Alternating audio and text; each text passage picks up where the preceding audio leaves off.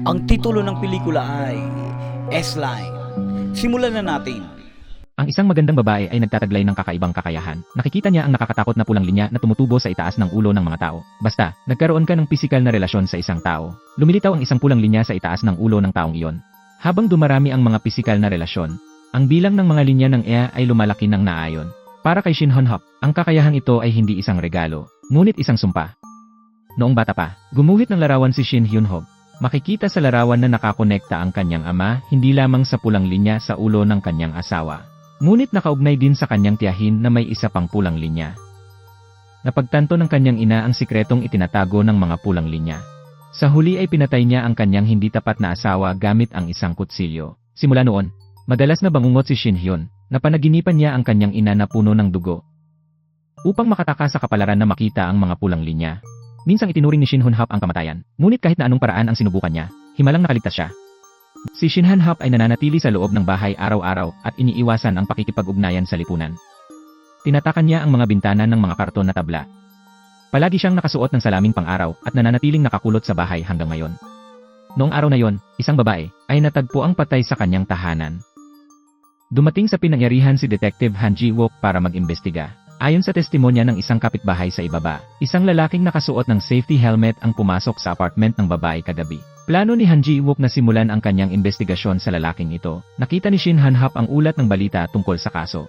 Napansin niya sa footage ang isang lalaking naka-helmet na pumasok sa apartment building kung saan nangyari ang krimen. Ang mas nakakuha ng atensyon ni Shin Hyun-Hop ay ang lalaking naka-helmet ay may isang pulang linya lamang sa itaas ng kanyang ulo. Sa mga araw na ito, ang pagkakaroon ng pisikal na relasyon sa isang tao lamang ay pare-parehong bihira gaya ng pagkakaroon ng pakikipagrelasyon sa isang daan tao. Itinutok ni Shin Hyun-Hop ang kanyang hinala sa lalaking naka-helmet. Naglakad siya patungo sa bintana at nakita niyang pumasok ito sa apartment ng babaeng katapat niya. Ang babaeng ito ay madalas na nagbibigay ng prutas sa Shin Hyun-Hop. Siya ay isang mainit at palakaibigang kapitbahay. Dahil sa gulat, dali-daling kinuha ni Shin Hyun-Hop ang kanyang telepono para tumawag. Ang pulis, ngunit hindi nagtagal ay natuklasan niyang ang tinatawag na lalaking naka-helmet ay nobyo lamang ng kanyang babaeng kapitbahay. Malalim ang pakikipag-usap ng dalawa sa kabilang kalye. Nagmamadaling ibinaba ni Shin Hyun-Hop ang emergency call. Kasabay nito, nahulog siya sa panibagong guni-guni. Nakita niya ang hindi mabilang na mga pulang linya ng dugo sa harap ng kanyang mga mata. Kinabukasan, nakatanggap ng tawag si Han Ji-wook mula sa isang kasamahan. Nalaman niyang may nagsumbong sa pulis. Kagabi, ang tumatawag ay nagkataon na nakatira sa kanyang apartment complex. Nasa tapat ng unit niya ang address. Agad siyang binisita ni Hanjo. Sa pamamagitan ng PFOL, nakita ni Shin Hyun-Hop ang daan-daang gusot na pulang linya sa itaas ng ulo ng lalaki sa labas. Si Han Ji-wook ay isang kilalang manlalaro. Madalas siyang nakikipaglokohan sa mga kasamahang babae. Ngunit hindi nagtuloy ng seryosong relasyon. Tumanggi si Shin Hyun-Hop na buksan ang pinto. Ipinaliwanag niya kay Han Ji-wook na isang kilalang shootin ang nakatira doon. Nagpumilit si Han Ji-wook at patuloy na kumakatok. Umaasa siyang magbibigay ng testimonya si Shin Hyun-Hop. Dahan-dahang binuksan ni Shin Hyun-Hop ang pinto. Ipinaliwanag niya na nagkamali siya. Ang lalaking naka-helmet kagabi ay normal na nobyo ng babaeng kapitbahay. Gayunpaman, sa gabing yon sa pamamagitan ng people, nakita ni Shin Hyun-Hop ang isa pang naka-helmet na lalaki. Ang lalaking ito ay mayroon lamang isang pulang linya sa itaas ng kanyang ulo. Bukod sa kamakailang kaso na ito, 3 magkakasunod na pagpatay ang naganap sa lokal. Natuklasan ng isang junior na kasamahan na ang 2 pinakahuling babaeng biktima ay nakipag-ugnayan sa isang partikular na lalaki. Ang lalaking ito ay isang lokal na guro sa high school, si Emre. Siya ay nakatira sa parehong kompleks ng Han Ji-wook. Nang makakita ng larawan, agad na naalala ni Han Ji-wook si Emre, o ang lalaking kapitbahay na nagpaliwanag na si Shin Hyun ay isang shot-in ngayon. Nagpunta ang junior na kasamahan upang imbestigahan ang kahina-hinalang Emre. Nakita niyang naka-unlock ang pintuan sa harap ng lalaki. Pagpasok niya, natakot siya nang makitang puno ang silid, na may kakaiba at hindi maipaliwanag na pula. Agad na nakipag-ugnayan ang junior colleague kay Han Ji-wook. Nagsuot ng helmet si Emre, pumunta sa tapat ng building. Napansin ni Shin Hyun-Hop ang galaw ng lalaki. Nakita niya na ang pulang linya sa itaas ng ulo ni Emre o ay konektado sa babaeng kapitbahay na madalas magbigay sa kanya ng prutas. Napagtanto niyang nasa panganib ang babae. Sa sandaling yon, nagkaroon ng panic attack si Shin Hyun-Hop at nawala ng malay. Dumating si Emre sa bahay ng babaeng kapitbahay. Akala ng babae ay boyfriend niya ang bisita. Ngunit nang tanggalin ng lalaki ang kanyang helmet, nakilala niya ito bilang kanyang ex-boyfriend na matagal nang nakipaghiwalay sa kanya. Napatingin si Emre paulo ng babaeng kapitbahay. Nakita niya ang mga isa-0 pulang linya sa itaas nito. Dahil sa galit, sinadya ng lalaki na patayin ang babae. Sa kabutihang palad, dumating si Shin Hyun-hop sa oras. Hawak ang kutsilyo upang banta ang lalaki na titigil. Matapang na inagaw ni Emre o ang sandata at sinaksak si Shin Hyun-hop. Sa sandaling iyon, si Han Ji-wook dumating sa bahay ni Shin Hyun-hop. Nakita niya ang kahindik-hindik na eksena sa katapat na apartment ng babaeng kapitbahay. Sa kritikal na sandali, binaril niya ang lalaki mula sa malayo, sa kanyang namamatay na hininga. Nakita niya ang mga pulang linya sa kanyang harapan na kumukupas. Namatay ang lalaki at nailigtas ang babaeng kapitbahay. Ngunit alam ni Shin Hyun-hop na ang mga bagay ay malayo pa. Nagsimula siyang mapagtanto na ang kanyang espesyal na kakayahan ay maaaring magligtas ng iba. Nakatanggap si Shin Hyun-hop ng isang misteryosong text message. Sinabi ng taong iyon na nakikita rin nila ang mundong nakikita ni Shin Hyun-hop. May sikretong nais niyang matuklasan doon, habang si Shin Hyun-hop ay nagmumuni-muni. Si Han Ji-wook ay nag-imbestiga pa rin sa mga kamakailang pagpatay. Nalaman ng mga pagsisiyasat na bago matake. Ang lahat ng mga palatandaan ay nagparamdam kay Han Ji-wook na maaaring higit pa ang mga pagpatay kay Emre. Para malaman ang katotohanan, pumunta si Han-juk sa tahanan ni Emre. Nakita niya ang silid na yon na puno ng pula. Binuksan niya ang isang flashlight at tiningnang mabuti. Nakita niyang ang maladugong pula sa dingding ay hindi mabilang na gusot at magulong pulang linya. Bumalik sa istasyon ng pulisya. Sinuri ni Han Ji-wook ang mga larawan ni. Napansin niyang nakasuot ng salamin si Emre o sa mga litrato. Gayunpaman, pagkatapos ng insidente, ang mga baso na dapat ay nasa kahon ng ebidensya ay nawala. Si Han Ji-wook ay nagtungo sa mataas na paaralan kung saan si Emre dating nagtrabaho. Nagtanong siya sa homeroom teacher na si Lee Ji-eugene, isang tanyag na maganda at madaling makisama na guro sa paaralan, lubos na nagmamalasakit sa kanyang mga mag-aaral. Sinabi niya na hindi pa niya nakitang nagsuot ng salamin si Emre. Matapos tanungin si Hanji, dumako ang tingin ni Wook sa dibdib ng babaeng guro. Napansin niyang nakahubad ang isang buton sa shirt nito. Si Lee Ji-eugene, walang pakialam at hindi nag-ingat, ay ibinutas ito sa harap mismo ni Han Ji-wook. Kinagabihan, binisita ni Han Ji-wook ang bar na madalas puntahan ni Emre. Ibinunyag ng bartender na kakaiba ang kinikilos ni Emre tuwing umiinom siya. Itinuturo niya ang mga customer head at magsasabi ng iba't ibang numero. Malinaw na naalala ng bartender na laging nakasuot ng salamin si Emre. Binanggit ni Han Ji-wook ang bawat kahina-hinalang punto. Bago umalis, may niligawan siyang babae para masaya. Pagkatapos ng isang buong gabi ng pagmumuni-muni, nagpa siya si Shin Hyun-hop na umalis sa bahay. Nilinis ni Shin Hyun-hop ang kanyang bahay at pinunit ang karton na nakatakip sa mga bintana. Lumakad siya sa labas ng mundo. Lumipat siya sa lokal na high school. Sa high school na ito, nakatagpo si Shin Hyun-hop ng isang kakilala, si Kang Yona. Magkaklase ang dalawa noon sa middle school.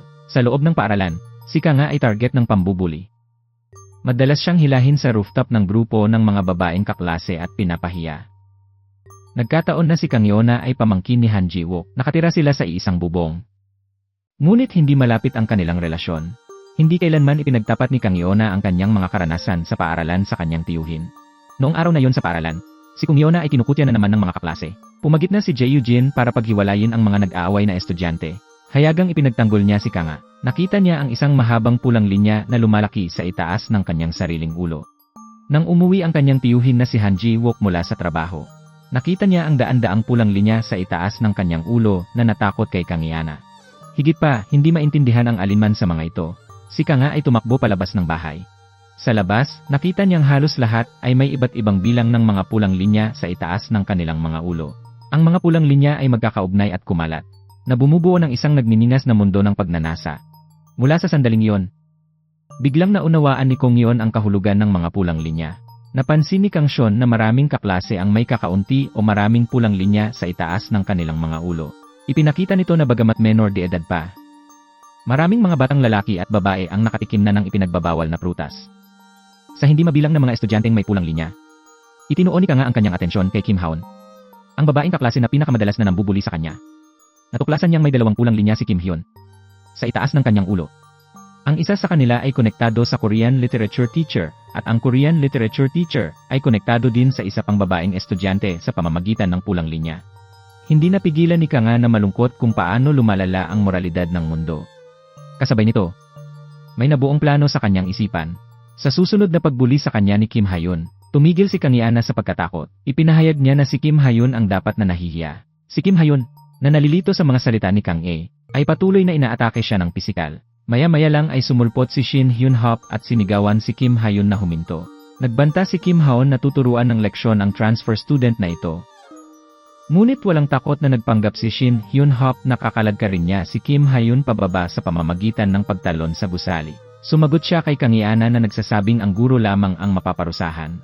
Bilang isang menor de edad, siya ay lalabas ng hindi nasaktan. Malamig na tawa ang isinagot ni Kanga. Kinabukasan, nagpadala siya ng mga larawan ng relasyon sa guro ng literatura ng Korea. Hiniling niya na maghanda siya ng 20 milyon ng isa. Bina-blackmail niya ang guro dahil plano ni Kang Yona na tumakas sa bahay. Naniniwala siyang walang pakialam sa kanya ang kanyang tiyuhin.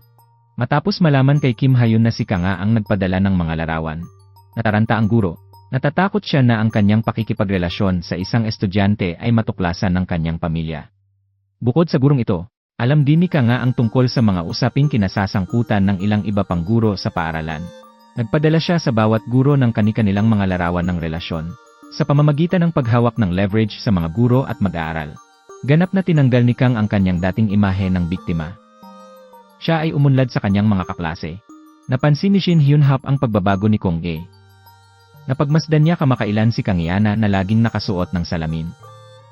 Naghinala siya na ang mga salamin na ito ay ang parehong suot ni Emre. Noong araw na yon, ipinagtapat ni Shin Hyun-hop ang sikreto ng mga pulang linya kay Kong Yona. Tumanggi siyang bitawan ang mahiwagang salamin kahit anong mangyari. Isang gabi, nag-message ang guro ng Korean literature kay Kang Seona na nagsasabing handa na ang pera. Hiniling niya sa kanya na kunin ito mamaya.